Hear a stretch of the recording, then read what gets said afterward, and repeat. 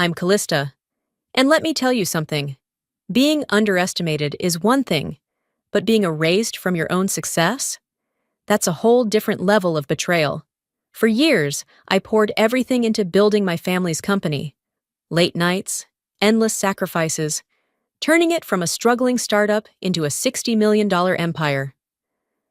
But when the company finally took off, my sister called me useless and took everything I built. My own father backed her. They thought I would walk away quietly, but they forgot one thing. I was the reason Vaytech existed in the first place. The moment they turned their backs on me, I made a choice. If they wanted to push me out, they would have to watch me take everything back. I stared at the screen in disbelief, my fingers frozen above my keyboard as the words coming from my sister's lips echoed in my ears.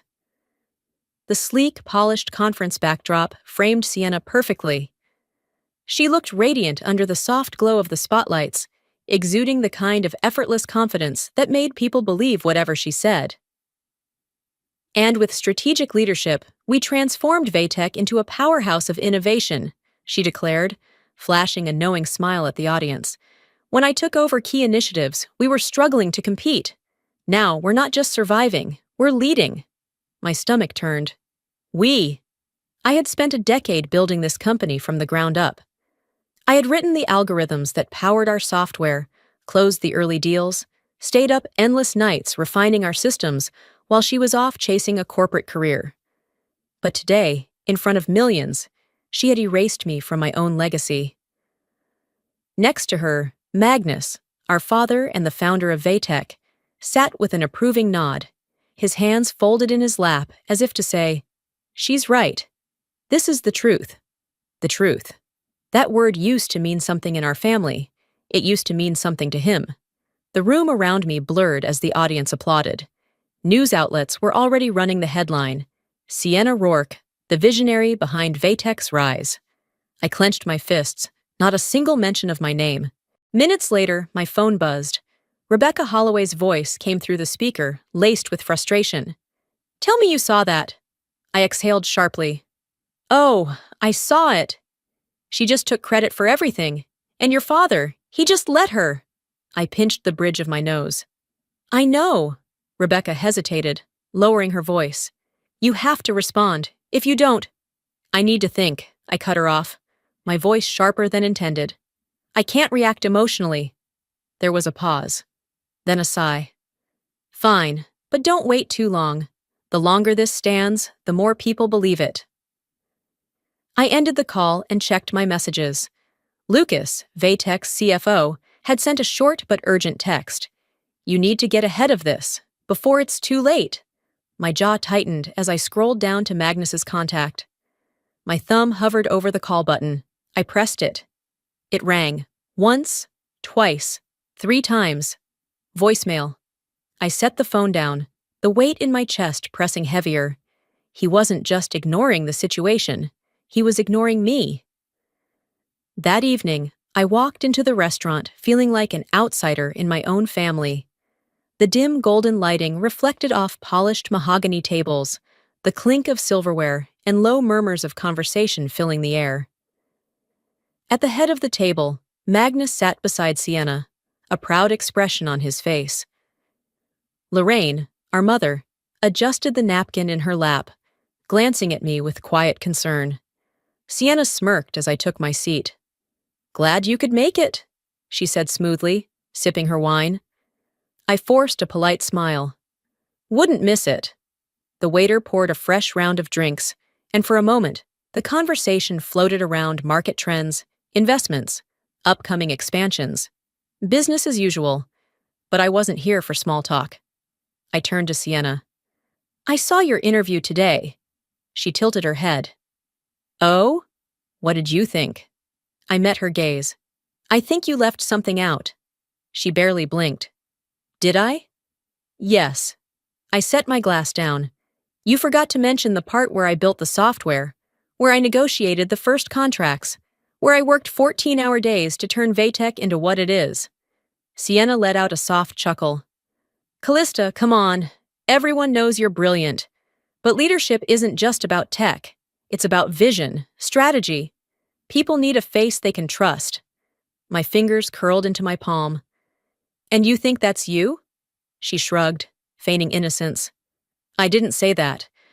But, well, perception is everything. Magnus cleared his throat, placing a hand on my mother's arm as if to silence any further protest. Let's not make this dinner about business, he said lightly, though his tone left no room for debate. I turned to him, searching for something, anything that resembled support. Dad, you know what I did for this company. His expression didn't change. Sienna's doing a great job, that's what matters. The words knocked the air from my lungs. That's what matters. Not fairness, not truth, not the decade of sacrifice I had poured into Vatek. Sienna leaned back, satisfied. I swallowed back the bitterness rising in my throat. I wouldn't give her the satisfaction of seeing me break. I placed my napkin on the table, pushing my chair back. You're right, I said, forcing my voice to stay even. Let's not talk about business. I stood, ignoring the questioning look from my mother. Leaving already? Sienna mused, amusement laced in her voice. I shot her a cool look. I have work to do. Then I turned and walked away, my head high, even as the weight of their betrayal settled like stone in my chest. That night, alone in my apartment, I sat at my desk, staring at the framed photograph on the bookshelf. It was from Vatek's early days, Magnus, Sienna, and me, standing in front of our first office space. I remembered how proud I'd been back then, how I had believed, naively, that family meant something in business. Now I knew better. I opened my laptop, pulling up Vatek's financial reports. This wasn't over, not by a long shot. The next morning, I walked into the office, ready to face whatever came next.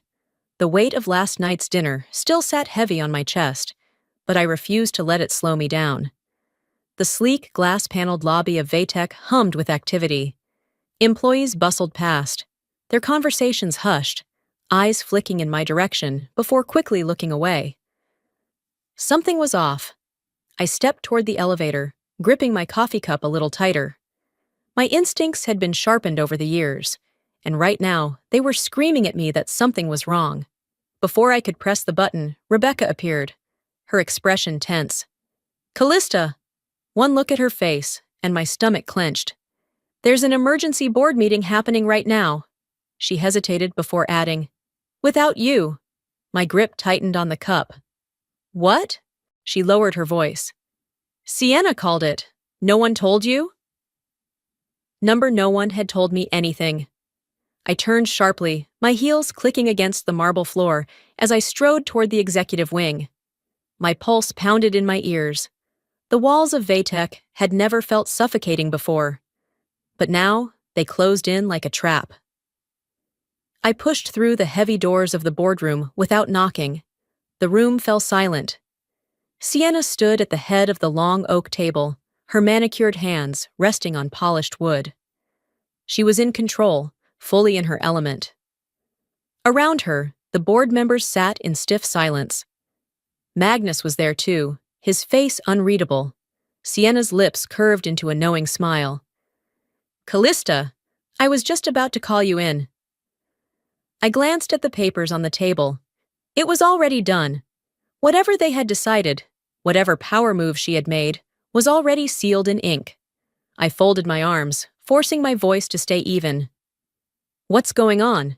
Sienna tilted her head. Vatek has grown beyond its startup phase. We need a leader who understands business strategy at the highest level, someone with real corporate expertise. My pulse spiked. And you think that's you? Nathan Pierce, one of the board members, and apparently a man now fully in Sienna's pocket, cleared his throat. The board has already voted, Callista. You're being transitioned out of leadership. The air left my lungs. I turned to my father. Dad? Magnus exhaled slowly, looking away. Maybe this is for the best, Callista. There it was. The final blow. I had spent years building this company. I had sacrificed everything, my time, my relationships, my sanity, to bring Vatek to where it was. And now, with a few well-timed moves, Sienna had taken it all. I forced myself to straighten. I wouldn't let them see me break. What exactly is my position now? Sienna leaned back, her voice dripping with feigned sympathy. You can stay on as a senior consultant. Your technical skills are still valuable, just not in leadership. My nails dug into my palm. Not in leadership. The humiliation settled deep. It wasn't just about the title. It was about being erased. Again. I glanced around the table. Some of them looked uncomfortable. Others, like Nathan, were smug. But no one spoke for me. Fine. I turned on my heel and walked out without another word. Back in my office, I closed the door behind me, breathing heavily. Rebecca and Lucas entered a moment later. Their eyes were filled with concern. Lucas was the first to speak. Are you okay? I wasn't. But I wouldn't say that. I let out a slow breath. Pack up my things. Rebecca's eyes widened. Callista, you don't have to. I'm not giving Sienna the satisfaction of dragging this out. They hesitated, then nodded. As I gathered the last of my personal belongings, I turned one final time to look at the view from my office window. Seattle's skyline stretched out before me, the city alive and thriving. They thought they had won. They thought I was finished. But as I gripped the steering wheel of my car, my mind was already racing. If they thought I was done, they were dead wrong.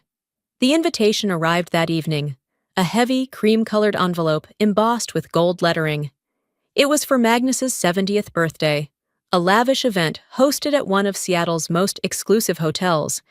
And of course, it was orchestrated by none other than Sienna. Rebecca leaned against my kitchen counter, skimming the details with a scoff. You know exactly what this is.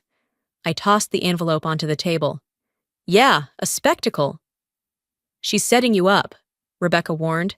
This isn't about Magnus. It's about making you irrelevant in front of every important person in the city. I knew she was right. Skipping it would be easy, but walking away would be giving her exactly what she wanted, and I refused to do that.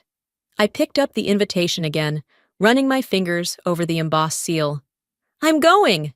Rebecca exhaled in frustration. Callista!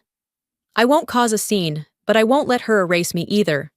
She shook her head, muttering, I hope you know what you're doing. I didn't, but I'd figure it out. The ballroom shimmered with chandeliers, the air thick with expensive perfume and hushed conversations. Waiters in crisp black suits weaved through the crowd, carrying trays of champagne. Sienna was at the center of it all, laughing effortlessly, basking in the attention. Magnus stood beside her, surrounded by business executives and industry leaders. The room was filled with the kind of people who shaped companies with a handshake, who decided fates over a glass of bourbon. The moment I stepped inside, the whispers began. I walked through the crowd, chin high, shoulders squared, refusing to acknowledge the stolen glances and speculative murmurs. Sienna spotted me, her eyes lighting up with something I couldn't quite place. Anticipation, amusement, maybe both. She made her way over, her wine glass poised elegantly between her fingers. Glad you could make it, she said, her voice syrupy sweet. I wouldn't miss Dad's big night, I replied smoothly. She smiled, but there was no warmth in it. Good, because tonight's going to be memorable.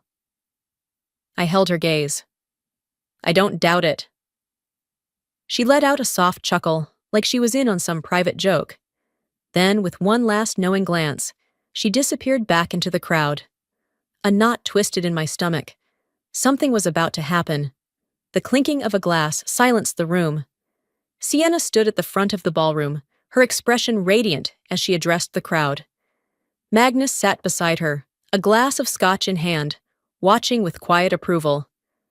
Thank you all for being here tonight to celebrate our father, she began, her voice smooth, practiced. Magnus Rourke is more than just a businessman. He's a visionary, a mentor, a leader.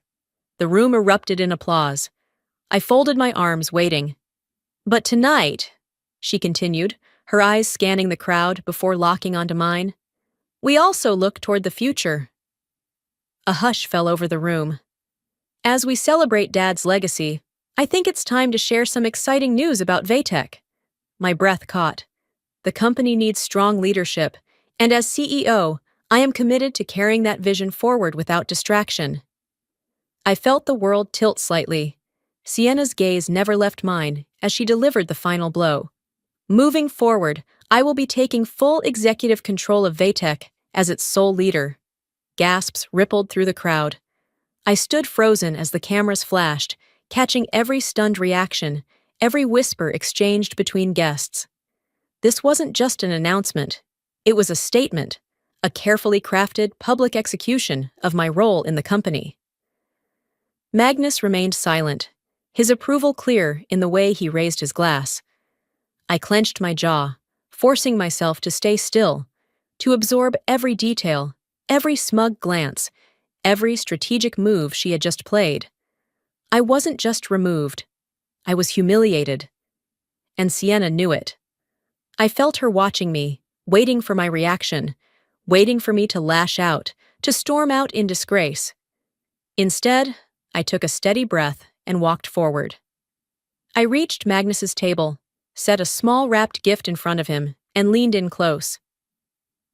"Happy birthday, Dad," I said quietly. "Hope you enjoy the empire you just handed to her." Then I turned and walked out. The murmurs swelled behind me, but I didn't look back, not once. I stepped into the cool night air, gripping my purse tightly as I made my way to my car. Sienna had won this round, but she wouldn't win the war. The first thing I did the next morning was dig into Vatek's financial reports. And that's when I found it, the smoking gun. Sitting in my apartment, the soft hum of the city outside barely registered as my eyes scanned the files spread across my desk.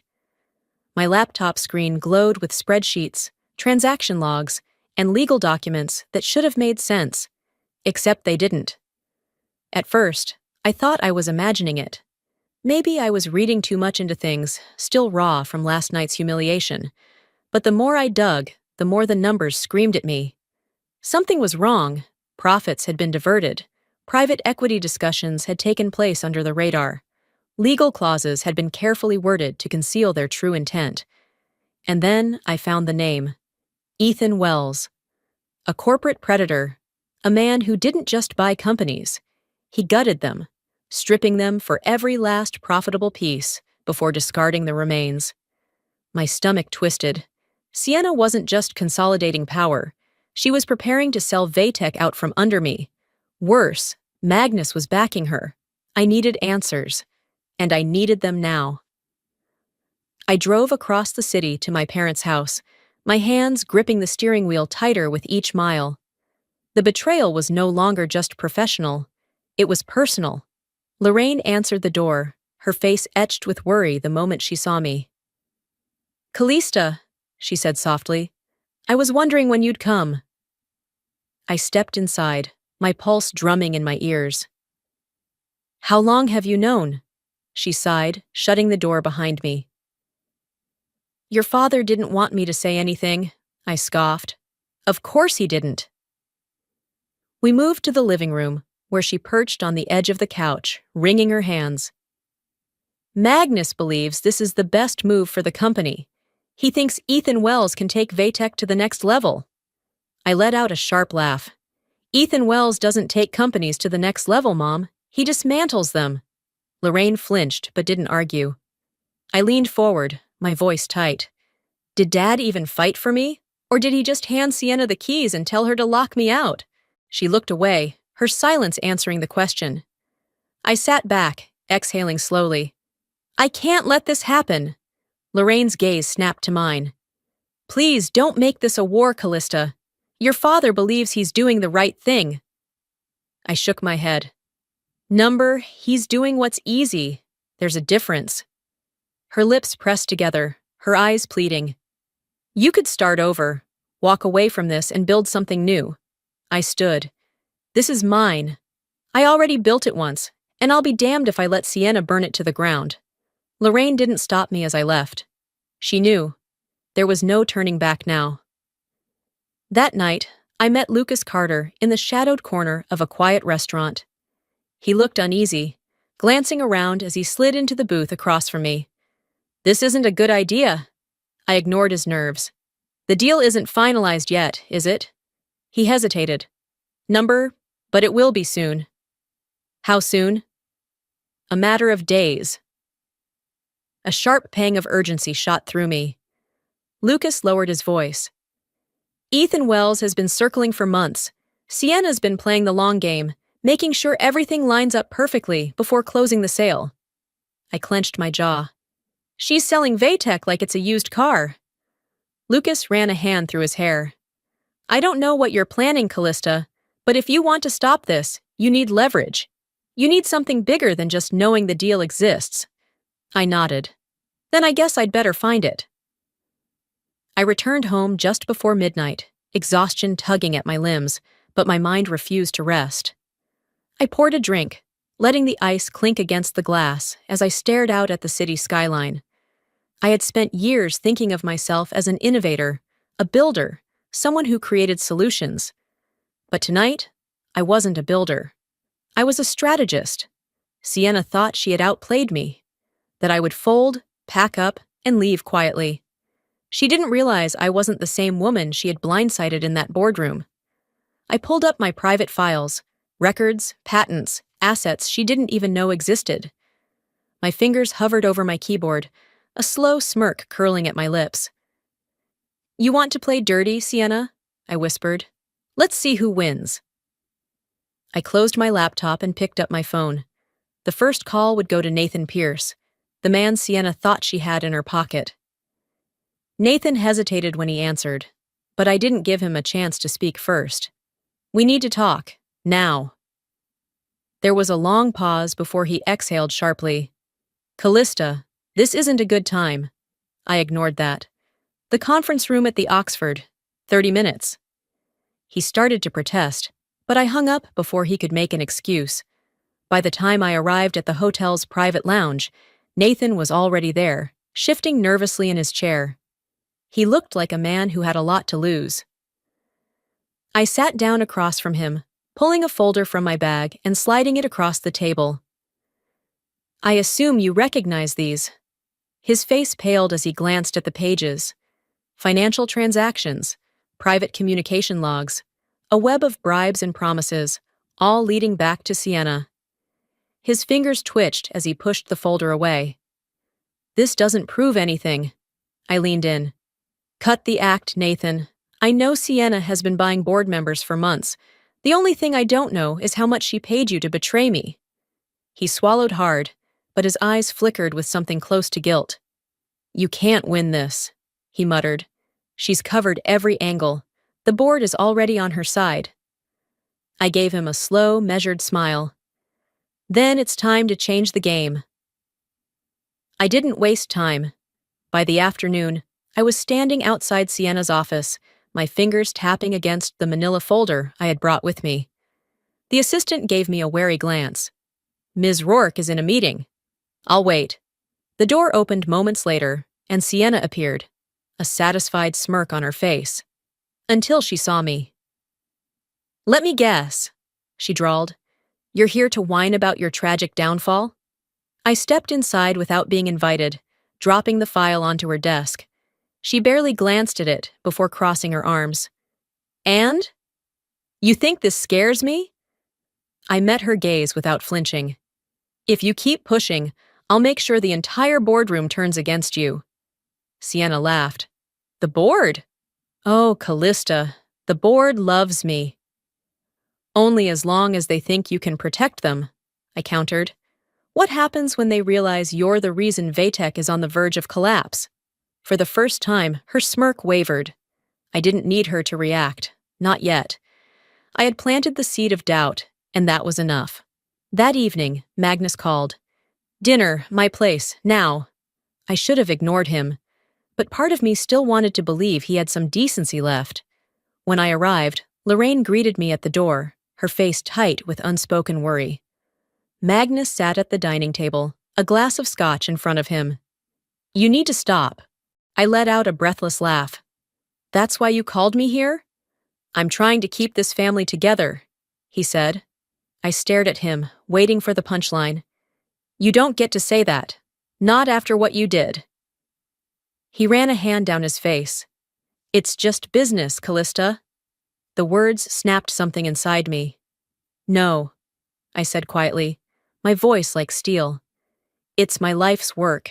It's my name, my legacy, my future. You handed everything to Sienna before I even had a chance to fight for it. Magnus sighed, rubbing his temple. You're making this harder than it needs to be. I pushed my chair back, standing slowly. Then I'll handle it like business. And I promise you, you're not going to like the outcome. Lorraine flinched as I turned and walked out, but she didn't stop me. She knew nothing could. Back at my apartment, Rebecca, Lucas, and Samuel were already waiting. I placed my laptop on the table, flipping open the screen. Sienna thinks she has this locked down. Lucas raised an eyebrow. Does she? I met his gaze, my lips curling into a knowing smile. Not anymore. I took a breath, letting the moment settle. Tomorrow, we start tearing her empire apart. The first move was already in motion. I just had to watch it play out. I woke up to the sound of my phone vibrating aggressively against the nightstand. Rebecca's name flashed across the screen. Turn on the news, she said the moment I answered, her voice tight with urgency.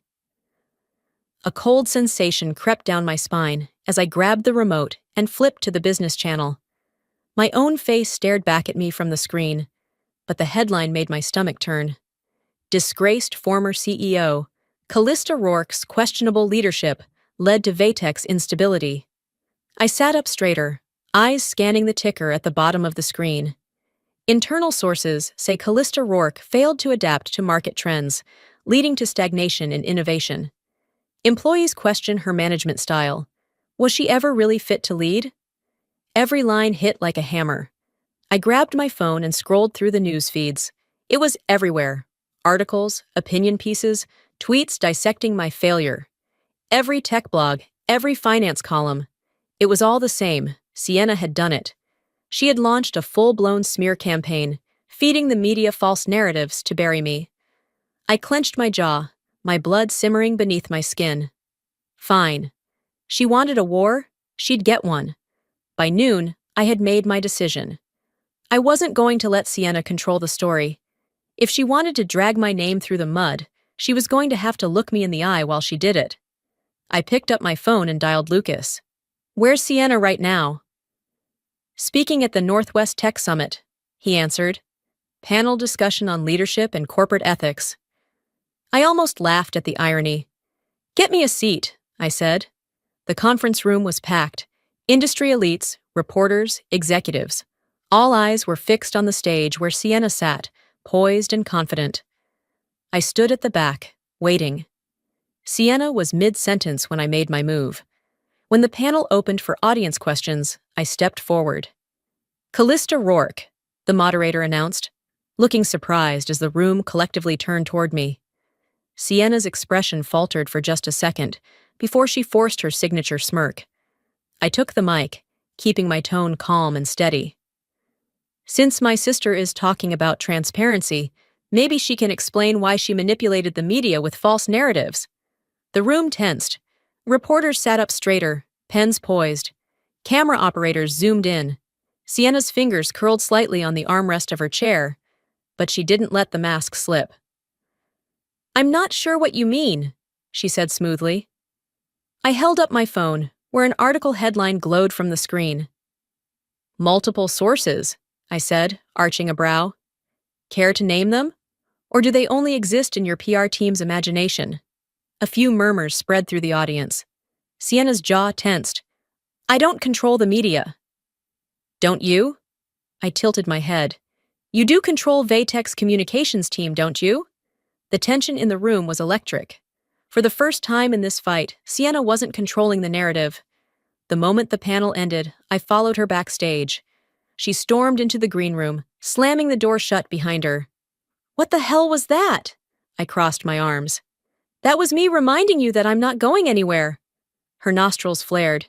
You just made a fool of yourself in front of the entire industry. No, I said, stepping closer. I made you look like a liar in front of the entire industry. She scoffed. You can't win, Callista. No one cares about the truth. They care about the story that gets the most clicks. Then I'll give them a better story. Sienna's confidence wavered for half a second before she straightened her shoulders. You should have stayed out of my way. Or what? I shot back. You'll try to destroy me again? The silence between us was razor sharp. Security stepped in before things could escalate further, ushering us to separate exits. I didn't care. I had done what I came to do. That night, back in my office, I gathered my team. Rebecca, Lucas, Samuel, all of them ready for whatever came next. I placed a folder on the table. Inside were documents, proof of Sienna's backdoor deals, her manipulation tactics, her underhanded schemes. Lucas glanced at them, then up at me. You're really going after her now, aren't you? I met his gaze, my voice steady. Now, let's make her regret ever underestimating me. And the first step? Taking away the one thing Sienna thought was untouchable. Vatek's core software.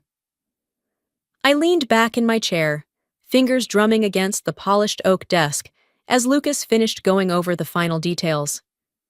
It's airtight, he said, pushing a set of documents toward me. Altiora Systems owns the software outright. The licensing contract with Vatek was never renewed. Sienna either didn't notice or was too busy playing the media to care. I picked up the papers, skimming through the legal jargon that confirmed what I already knew. Sienna had made a critical mistake. I exhaled slowly, a smirk playing at the corner of my lips. Then let's remind her who really built this company. Rebecca, sitting across from me, raised an eyebrow. You know this is going to cause absolute chaos, right? That's the point, I said smoothly. By the time she realizes what's happening, it'll be too late to stop it. At precisely 9 a.m., the first call came in. I watched the chaos unfold from the comfort of my office, sipping my coffee as the first ripple of panic spread across Vatek's headquarters. The company's entire infrastructure, billing systems, client data access, internal management software, suddenly went dark. Within minutes, phone lines were jammed. Emails flooded in from frantic executives. Investors demanded explanations. By 9:10 a.m., Sienna stormed into Vatek's IT department, her heels clicking sharply against the marble floors. What the hell is going on? She snapped. Technicians scrambled to explain, but the answer was staring her right in the face. A single notification blinked ominously on the main server screen. License agreement with Altiora Systems expired. Access revoked. Sienna's face went pale. No, she muttered, frantically typing at the keyboard, as if sheer willpower could override the system lockout. But it was done. She had lost control of the one thing that had made Vatek valuable, and I was the only person who could fix it. By noon, the boardroom was in a state of complete chaos. The emergency meeting had been called, and for once, Sienna wasn't in control. Board members argued, their voices overlapping. Magnus sat in the corner, silent, his hands clasped in front of him. Sienna stood at the center of it all, her confidence shaken for the first time. We can fix this, she insisted, but the desperation in her voice was obvious. Nathan, the same man who had once dismissed me, turned to her sharply. How? How do you fix this? He gestured toward the report stacked in front of him. Do you even realize what just happened? We've lost millions in revenue today alone. A heavy silence fell over the room. Then a board member spoke up. Get Callista in here. Now I took my time. By the time I arrived at Vatek's offices, the energy had shifted. No smug looks, no whispers. Just silence as I walked through the halls, my presence commanding attention in a way it never had before. When I entered the boardroom, all eyes turned to me. Sienna, standing at the head of the table, was barely holding it together. She squared her shoulders, trying to summon the arrogance she wore like armor. If this is some kind of stunt, I held up a hand, silencing her. Let's not waste time, I said evenly. You want my software? Then you'll meet my terms. A murmur ran through the board. Sienna scoffed, folding her arms. You think you can just hold this company hostage? No, I said, tilting my head. I know I can. Her expression darkened. Across the table, Magnus exhaled slowly, rubbing his temple. He looked at me, and for the first time in years, I saw something close to respect in his eyes. Sienna, however, was shaking with barely contained fury. You think you can waltz in here and demand— I leaned forward, my voice firm. You have 24 hours to decide, or I walk away for good. The next morning, the choice would be clear. Vatek belonged to me, or it belonged to no one. I walked into the boardroom with steady steps, my heart hammering against my ribs, but my face unreadable. The room was tense, the air thick with uncertainty. Sienna was already there, pacing near the head of the table, her nails digging into her palm. Her confidence from days before had eroded into something fragile, something desperate. The board members sat stiffly, avoiding eye contact with her. Even Nathan Pierce, the man who once took her bribes without hesitation, sat with his arms folded, his expression stony. The numbers had spoken for themselves. Vatek was bleeding, clients were in a panic, investors were pulling out, and the stock had plummeted overnight. And the reason? Sienna. Her recklessness, her arrogance, her failure. I took my seat across from her, meeting her furious gaze with nothing but calm. The chairman cleared his throat. We all know why we're here. His voice was heavy, his words deliberate. This company is on the verge of collapse, and we need to make a decision, now. Sienna sat up straighter, forcing a smile. We can recover from this. I have a plan. Nathan cut her off, his voice sharp. A plan? You mean the same kind of plan that got us into this mess? He shook his head. We need leadership that knows what they're doing. Callista is the only one who can fix this. The words struck like a hammer. Sienna opened her mouth, but nothing came out. For the first time, she realized, she had lost. I turned my gaze to Magnus. For once, he looked tired. The weight of his choices, his blind loyalty, the empire he had so carelessly handed over to Sienna, it all sat on his shoulders, dragging him down. The silence stretched between us. Then, finally, he sighed. I thought you were ready, he said, his voice quieter than I'd ever heard it. He didn't look at me. He looked at Sienna. But you weren't. You let your pride destroy everything. Sienna inhaled sharply, shaking her head in disbelief. Dad? I trusted you, Magnus continued, his tone edged with disappointment. And you failed. Tears welled in Sienna's eyes. No, you can't do this. His gaze hardened. I already have. He turned to the board, straightening his shoulders. Callista takes full control, effective immediately. The gavel came down. The decision was made. Sienna didn't move. She sat frozen, staring at nothing, as the world crumbled around her. I watched as the color drained from her face, her lips trembling. Then, suddenly, she shot up from her chair, her breath ragged. You ruined me! Before I could react, she lunged. Her nails scraped against my arm before security stepped in, grabbing her by the shoulders and pulling her back. She thrashed, her hair wild, her voice cracking as she screamed. This was supposed to be mine, she sobbed. I did everything right. I was supposed to win. Her wails echoed in the cold, sterile boardroom. No one moved. No one defended her, not even Magnus. Sienna collapsed to her knees, her cries raw, her shoulders shaking violently. And for the first time in my life, I didn't feel anger toward her. I just felt nothing. Magnus approached me as I gathered my things. His face had aged a decade overnight. His hands, once steady, now trembled at his sides. You were always the smarter one, he murmured. I should have seen it sooner. I met his tired gaze. I had waited my entire life to hear those words. And now, they meant nothing. I nodded once. That was all he was getting from me.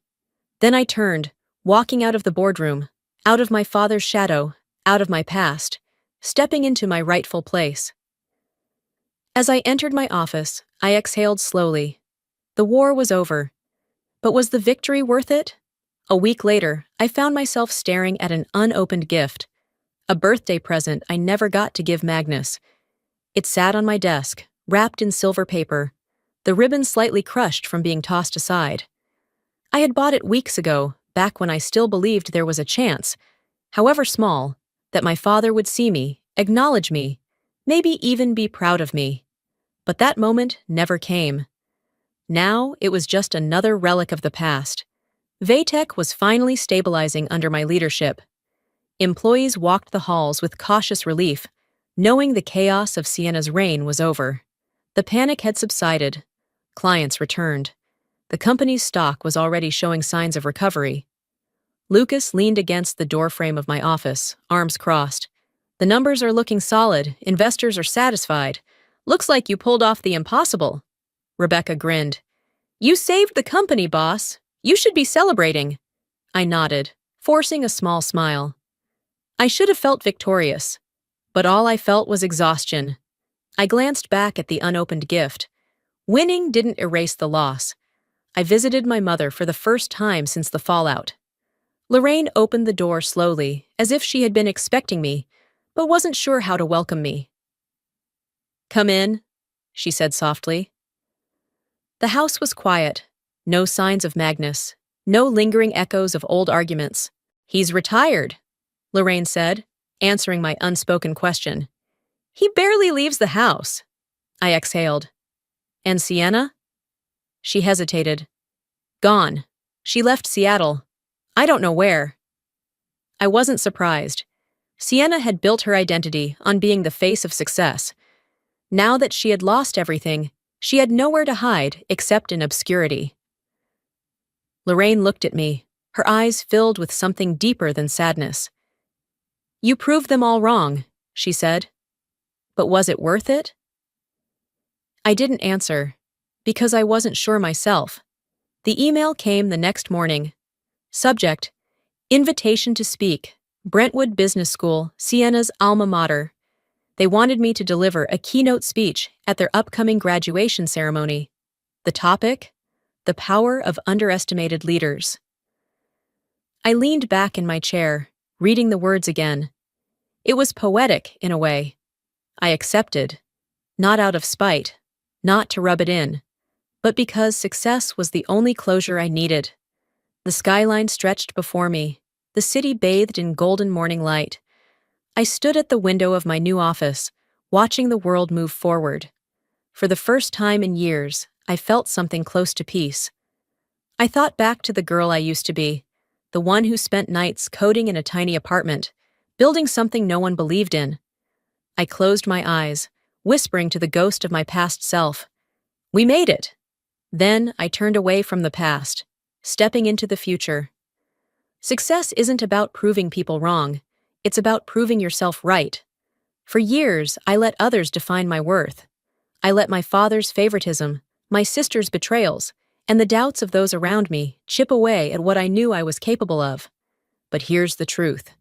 No one is coming to hand you the life you deserve. You have to take it. You have to fight for it. This story wasn't just about business. It was about standing your ground when the world tells you to step aside. It was about resilience, about refusing to let anyone erase your contributions, and about knowing your own value, whether or not anyone else sees it. So let me ask you, have you ever been underestimated? Have you ever had someone tell you that you weren't good enough, smart enough, or strong enough? How did you respond? Because in the end, it's not about what they say. It's about what you do next. If this story resonated with you, if it struck a chord, let me know. Drop a 1 in the comments, or tell me where you're watching from. And if you've ever had to fight for what's yours, I want to hear your story. Let's connect, share, and lift each other up. And of course, if you want more stories like this, real, raw, and powerful, hit that subscribe button. Your journey isn't over, and neither is ours. Let's keep going.